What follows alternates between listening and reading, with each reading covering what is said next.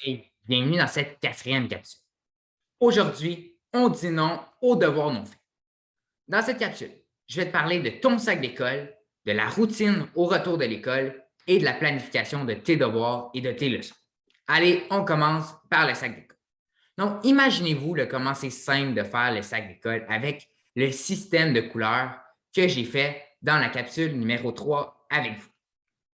Donc, si on prend mon exemple du 14 septembre, j'ai des devoirs dans 3 matières, soit en français, qui est pour demain, donc qui est obligatoire. Il faut que j'amène mes cahiers roses à la maison.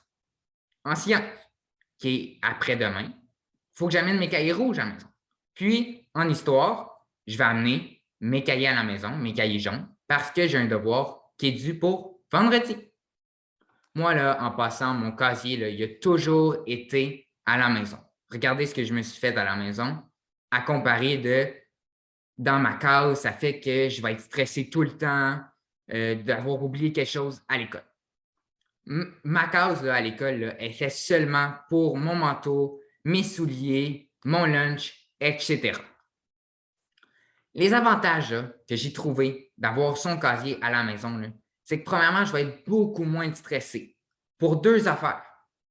Premièrement, je vais n'oublier aucun matériel à l'école.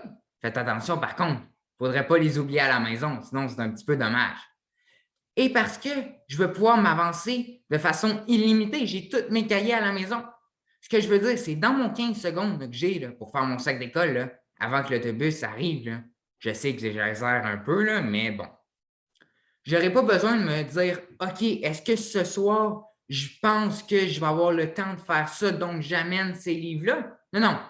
Mon casier était à la maison, donc j'amenais tout ce que j'avais amené le matin à l'école. Et mon sac d'école, comment je le faisais?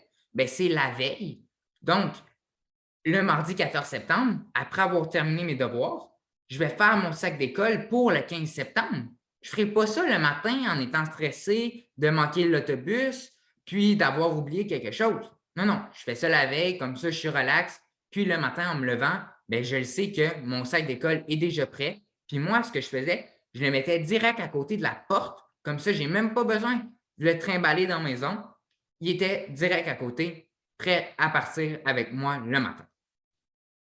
Donc, il y en a aussi beaucoup qui aiment le système de classement avec une pochette accordée. C'est un excellent système. Par contre, là, vous pouvez garder votre système de couleurs, soit pour les étiquettes ou s'il y a des pochettes comme ça avec des couleurs. Cependant, là, assurez-vous de garder vos documents à un seul endroit. Ce que je veux dire, éparpillez-vous pas. Si vous avez un cartable, du duotang, puis une pochette accordéon, oh, ça va être de l'organisation, puis ça va être, vous allez vraiment vous étendre pour trop. Gardez une méthode, ça va bien aller, je vous le garantis. Donc, aussi, là, reclassez régulièrement vos documents parce que une année, ta pochette, elle va devenir de plus en plus grosse. Tu vas avoir mis de plus en plus de documents dedans. Donc, fais-toi un petit ménage, puis jette pas tes anciens devoirs, tes contrôles, tes tests avant la fin de l'année. Parce que dans le fond, ils vont pouvoir être utiles lors des examens de fin d'année.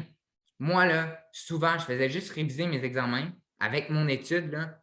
Mes devoirs, je les faisais aussi. Puis dans le fond, ça me permettait d'être prêt pour mon examen, soit de mi-année ou de fin d'année.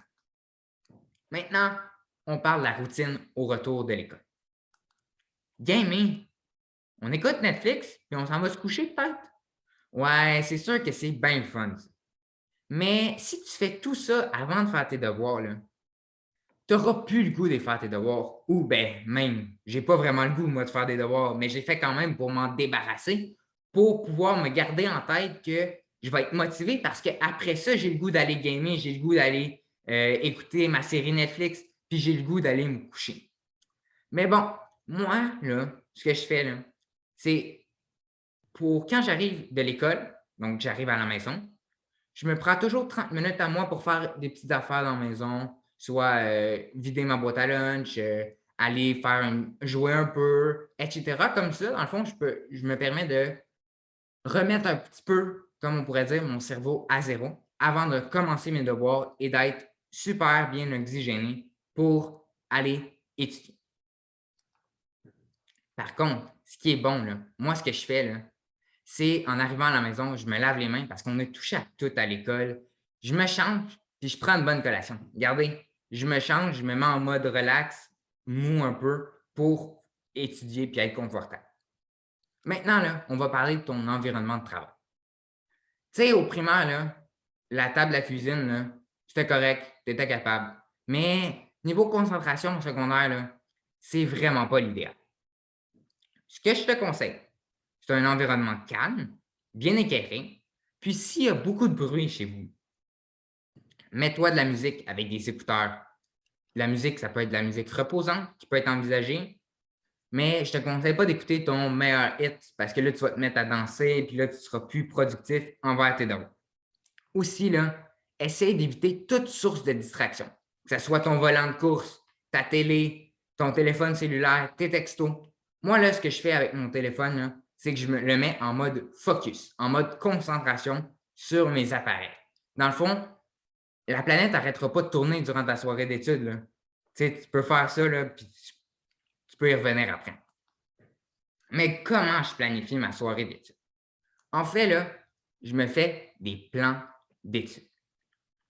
Des plans de ce que je vais faire durant ma soirée.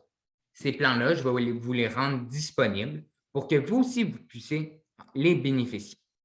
Donc, ce que je fais, c'est que, dans le fond, j'utilise mon agenda pour créer ce plan d'études. Donc, j'ai différentes sections. J'ai la section obligatoire, où ce que je vais mettre les devoirs qui sont dus pour le lendemain et l'étude que j'ai à faire pour le lendemain. Dans la section facultative, j'ai appelé ça comme ça, pas parce que je vais décider si je le fais ou non. Ce n'est pas facultatif, si vous voulez, si vous comprenez comme ça. Ce que je veux dire, là, c'est que dans la section facultative qui est optionnelle, ça va devenir un obligatoire un jour ou l'autre. Donc, je veux quand même m'en débarrasser au plus sacré. Quand j'ai fait tous mes devoirs dans la section obligatoire, je vais faire les devoirs dans la section facultative. Donc, par exemple, j'ai un devoir à remettre dans 3 cours, mais il est dans la section facultative.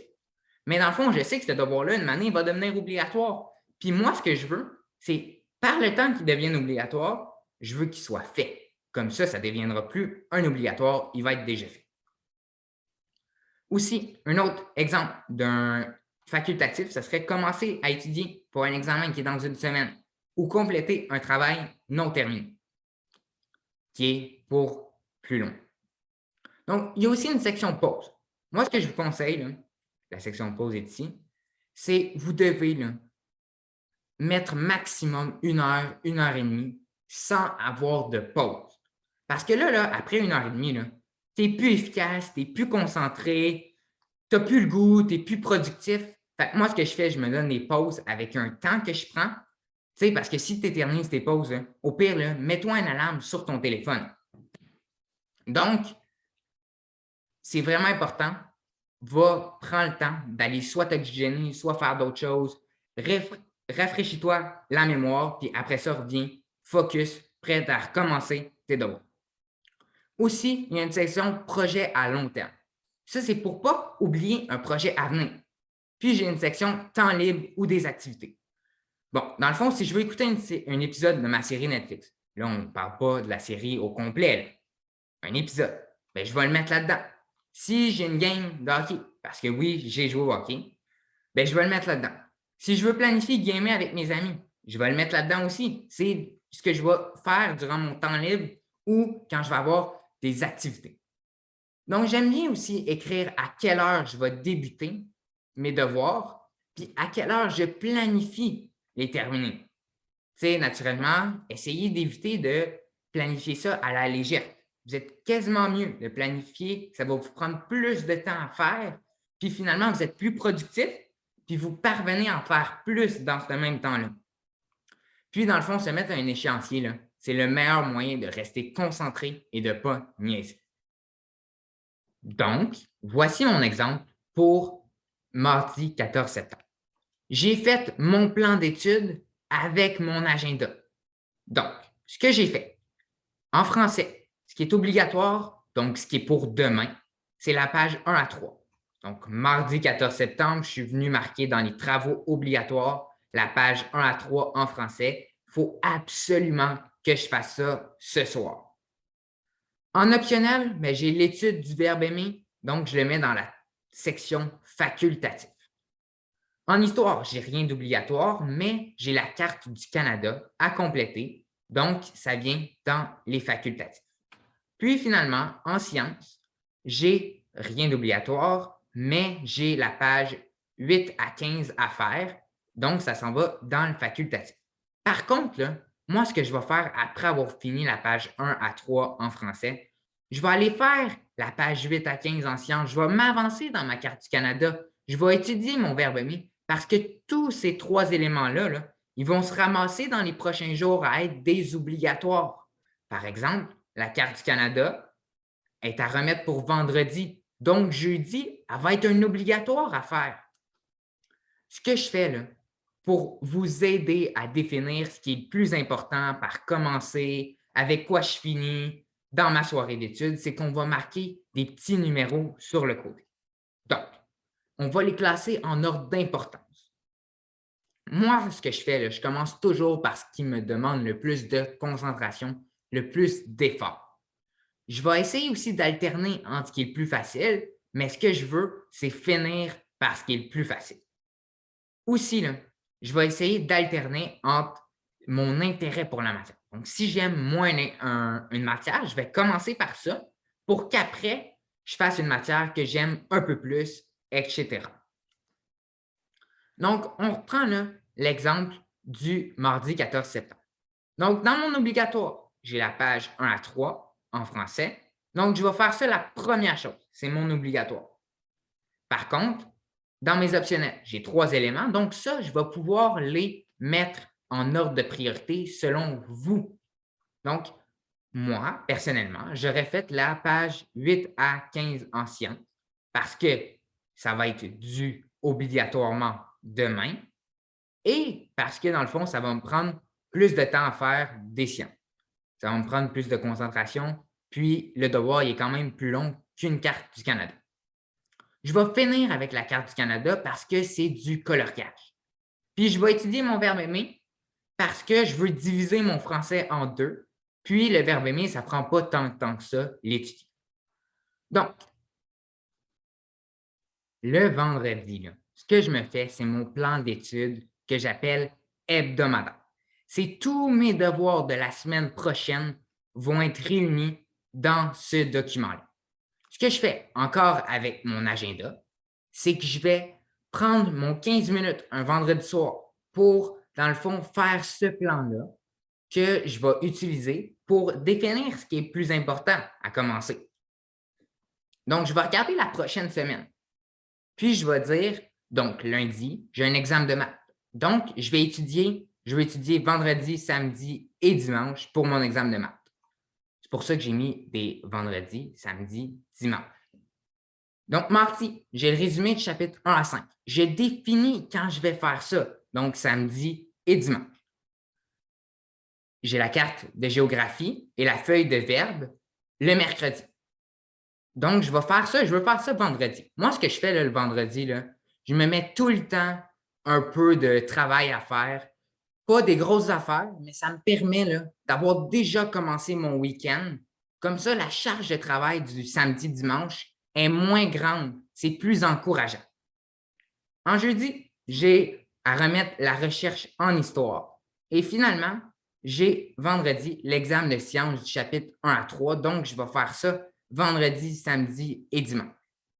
Puis, je mets mes activités aussi. Donc, samedi, qu'est-ce que j'ai? J'ai une game de hockey à 1 heure. Donc, il faut que je prévoie que je vais devoir couper ma journée d'études à cause de cette activité-là. J'ai aussi une soirée. Donc, après ma game de hockey, je vais vouloir étudier beaucoup en peu de temps. Comme ça, je vais être plus efficace. Puis, dans le fond, je vais pouvoir aller m'amuser en soirée avec la soirée Meurtre et Mystère. Donc, dimanche, j'ai que je travaille. Donc, je vais mettre ça aussi dans mon horaire pour planifier quand je vais faire mes travaux. Dans le fond, aussi, ce que je fais, c'est que je mets la recherche donc, du pays, un projet qui est à long terme Comme ça va me rappeler que si j'ai du temps, puis que tout est fait, bien, je vais aller faire ça parce que ça va s'en venir, ça va devenir un obligatoire bientôt. Donc, en résumé, on va débuter par ce qui nous demande le plus grand degré de concentration. Puis on va finir avec ce qui est le plus facile, ce qui nous demande le moins de concentration. Je vais toujours faire la section obligatoire en premier. Puis je vais avancer ma section optionnelle avant qu'elle devienne dans la section obligatoire. Je veux toujours être à jour. Puis le week-end, j'utilise ça comme une mise à jour et pour vraiment m'avancer. Comme ça, ma section obligatoire de la semaine prochaine, elle va être déjà réglée. Aussi, je vais me faire mon plan d'études quotidien que je vous ai montré et le plan d'études hebdomadaire. Je vous le dis, là, c'est sûr que ça va grandement vous aider. J'ai fait ça depuis secondaire 1 et ça m'a vraiment aidé. Donc, rappelez-vous là, que pour ton année se passe bien, suis les conseils de Benjamin et avec Joannis, vous êtes en business. Allez, ciao!